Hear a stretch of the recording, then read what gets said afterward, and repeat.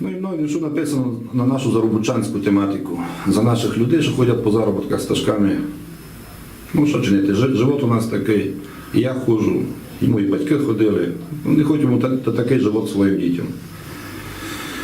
Перший вірш, який я написав за заробітки, так і називається «Заробітки». Прага ставить чеський варош, добре в ній гуляти, та й бо наші люди йдуть сюди заробляти. Дома ташку ти збирають, банки, солонина, ще ти бабку там поклала, маленька дитина. Вона не знає, сигіняшна, куди няньку пілить, та й бо видить, що кладуть всі, та й від себе ділить.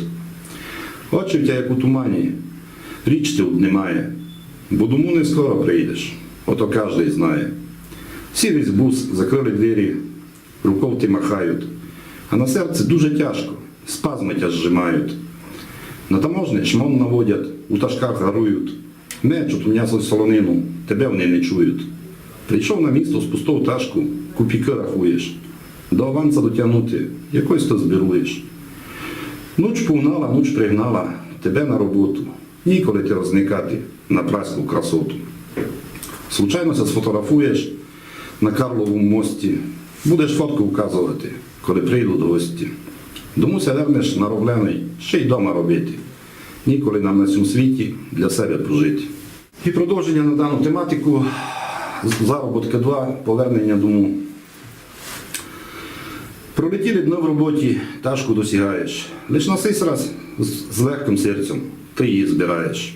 Для жони браслет купивись, або все носила, а дитині нову бабку, хоч і не просила. Ще покладеш чоколади та й цукру всяких, пару блоку з чеським пивом, як прийдуть друзяки. Опять сідаш ти в буса, двері закриваєш і зароблені ти гроші в живі провіряєш. На таможні все спокійно, ніхто не гарує, твоє дякую фаттьово, нікої не чує. Вже то дома коло двірю, серце бухка до груди. Цей момент це представляють усі наші люди. Дитина верлася на шию, тебе обнімає, а іззаду жона трощить, кулькомоці має. Сльози очі намочили, зараз ся в безсилю, а в голову йде гадка, коли йдеш в 5 Василю.